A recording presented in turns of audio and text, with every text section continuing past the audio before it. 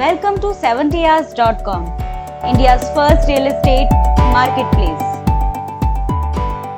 Hello friends, मैं हूं उमा और आप देख रहे हैं 70 आवर्स चैनल को, जिसमें हम बताते हैं रियल एस्टेट से related facts, projects and builders का डिटेल रिव्यू।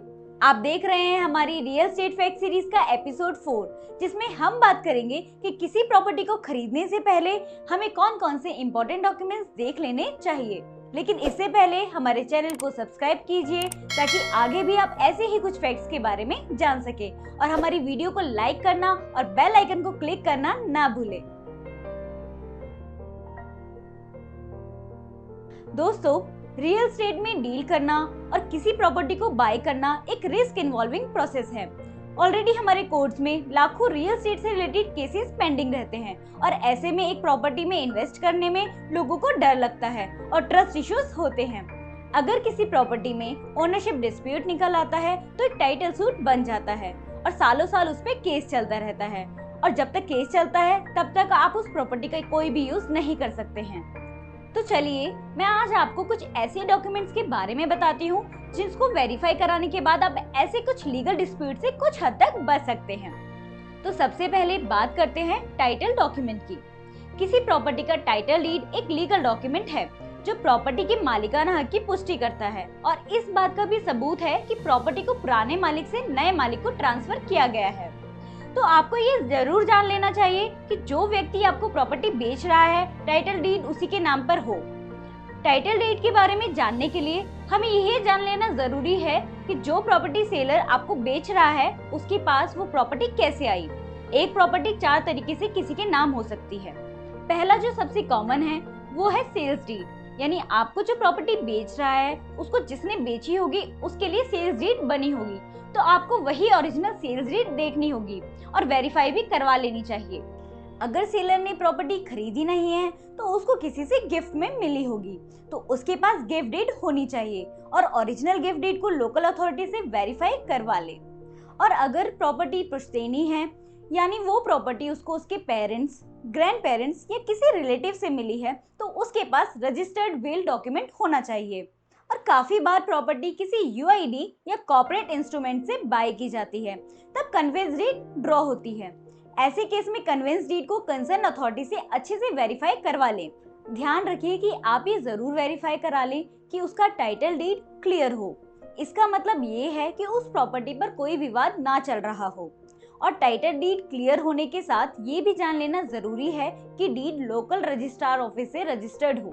सबसे अच्छा तरीका ये है कि आप किसी एडवोकेट से कंसल्ट करके टाइटल डीड को वेरीफाई कराएं।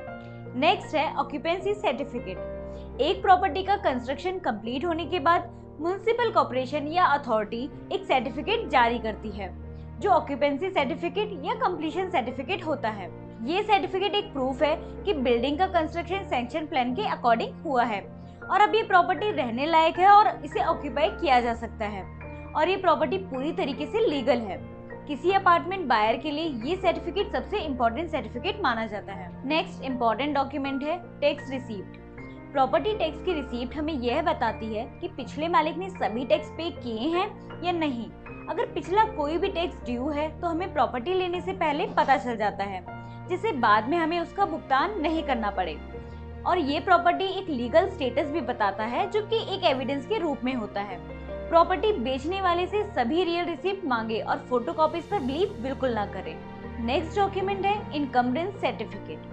इनकम्बरेंस सर्टिफिकेट यह बताता है कि प्रॉपर्टी सभी लोन से मुक्त है या नहीं, और पिछला कोई लोन तो प्रॉपर्टी पर नहीं है। ये सर्टिफिकेट बैंक से प्रॉपर्टी के ऊपर लोन लेते टाइम काम आने वाला इम्पोर्टेंट सर्टिफिकेट है। इसमें प्रॉपर्टी से रिलेटेड सभी ट्रांजैक्शंस की डिटेल्स होती हैं। अब नेक्स्ट डॉक्यूमेंट जिसकी हम बात करने वाले हैं वो है पोजीशन लेटर। पोजीशन लेटर को अलॉटमेंट लेटर भी कहते हैं। ये किसी बिल्डर द्वारा बायर को मिलता है। इसका मतलब ये है कि प्रॉपर्टी पोजीशन के लिए रेडी है। पोजीशन लेटर मिलने के बाद ही आप किसी प्रॉपर्टी को यूज कर सकते हैं। बिल्डर को लोकल अथॉरिटी से ऑक्यूपेंसी सर्टिफिकेट और कंप्लीशन सर्टिफिकेट मिलने के बाद ही बिल्डर पोजीशन लेटर इशू कर सकते हैं। नेक्स्ट है यूटिलिटी बिल। यूटिलिटी बिल से मतलब वाटर, इलेक्ट्रिसिटी, गैस कनेक्शन के बिल से है, जो हर मंथ प्रॉपर्टी के एड्रेस पर आता है। और हमें ध्यान देना चाहिए कि उस डॉक्यूमेंट में प्रॉपर्टी का एग्जैक्ट एड्रेस और ओनर नेम मेंशन हो। किसी भी प्रॉपर्टी को लेने से पहले हमें सभी यूटिलिटी बिल्स चेक करने चाहिए और पिछले ओनर ने सभी यूटिलिटी बिल्स पे किए हैं या नहीं। नेक्स्ट डॉक्यूमेंट है car parking allotment letter. Car parking allotment letter एक ऐसा डॉक्यूमेंट होता है जिससे आपको राइट मिलता है कि आप जिस प्रॉपर्टी को ले रहे हैं उसकी पार्किंग में भी आपको एक लीगल राइट है कि आप अपनी कार पार्क कर सकते हैं, और ये जब तक के लिए होता है जब तक आप उस प्रॉपर्टी को किसी और को ट्रांसफर नहीं कर देते। किसी से प्रॉपर्टी लेते time car parking allotment letter भी चेक करें। कार पार्किंग होने के बावजूद भी अगर ये लेटर अवेलेबल नहीं है तो सुनिश्चित करें कि सेल्स डीड में कार पार्किंग की डिटेल्स मेंशन हो। नेक्स्ट डॉक्यूमेंट है मेंटेनेंस एनओसी। कोई प्रॉपर्टी बाय करने से पहले वहां की मेंटेनेंस द्वारा एनओसी की डिमांड करें। इससे सुनिश्चित होता है कि जिससे प्रॉपर्टी बाय कर रहे हैं उस व्यक्ति ने पिछले सभी मेंटेनेंस चार्जेस पे कर दिए हैं, नहीं तो हो सकता है कि वो चार्जेस आपको पे करने पड़े। ये एनओसी आपको सोसाइटी के मेंटेनेंस डिपार्टमेंट इश्यू करता है। ये डिपार्टमेंट या तो बिल्डर के अंडर होता है या आरडब्ल्यूए यानी कि रेसिडेंट वेलफेयर एसोसिएशन के अंडर होता है। नेक्स्ट इंपॉर्टेंट डॉक्यूमेंट है म्यूटेशन सर्टिफिकेट। एक बार सभी लेन देन को पूरा करने के बाद और प्रॉपर्टी को अपने नाम पर रजिस्टर करने के बाद प्रॉपर्टी का म्यूटेशन कराना बहुत जरूरी होता है, क्योंकि म्यूटेशन का मतलब ही होता है कि किसी भी प्रॉपर्टी या उसके नाम का बदलाव। प्रॉपर्टी म्यूटेशन से ही पता लगता है कि एक प्रॉपर्टी को एक व्यक्ति से दूसरे को ट्रांसफर किया गया है।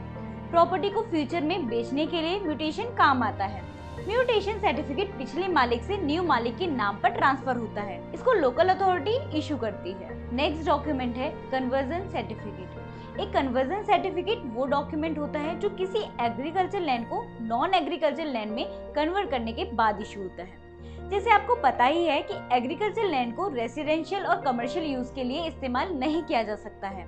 ऐसा करने के लिए आपको अथॉरिटी से परमिशन लेनी पड़ती है। अथॉरिटी आपको कन्वर्जन सर्टिफिकेट देती है, जिसके बाद ही आप उसका रेसिडेंशियल और कमर्शियल यूज कर सकते हैं। बिना कन्वर्जन सर्टिफिकेट के आपको हैवी पेनल्टीज भी भरनी पड़ सकती हैं। बिना कन्वर्जन सर्टिफिकेट के अगर आप एग्रीकल्चर प्रॉपर्टी का कमर्शियल या रेसिडेंशियल यूज करते हैं तो कंसर्न अथॉरिटी आपकी प्रॉपर्टी को डेमोलिश कर सकती है।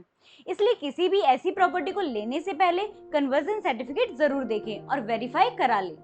अब नेक्स्ट एंड लास्ट डॉक्यूमेंट है लैंड ओनरशिप रिकॉर्ड डॉक्यूमेंट। इसे हम जमाबंदी भी कहते हैं। ये एक ऐसा डॉक्यूमेंट है जिसमें आपको उस प्रॉपर्टी के पिछले सभी ओनर्स का रिकॉर्ड मिलता है, चाहे प्रॉपर्टी खरीदी गई हो या किसी को विल में मिली हो। सभी ओनर्स की इंफॉर्मेशन इसमें मेंशन की गई होती है। ये डॉक्यूमेंट आपको कंसर्न अथॉरिटी से मिलता है। तो दोस्तों, इसी के साथ मैं इस वीडियो को समाप्त करती हूँ। आशा करती हूँ कि आपको सभी डॉक्यूमेंट समझ में आ गए होंगे। आगे भी ऐसे ही हमारे साथ बने रहने के लिए 70 Yards चैनल को सब्सक्राइब कीजिए और हमारी वीडियो को लाइक कीजिए। अगले वीडियो की नोटिफिकेशन के लिए बेल आइकन को दबाना ना भूलें। This is Uma signing off. Bye bye.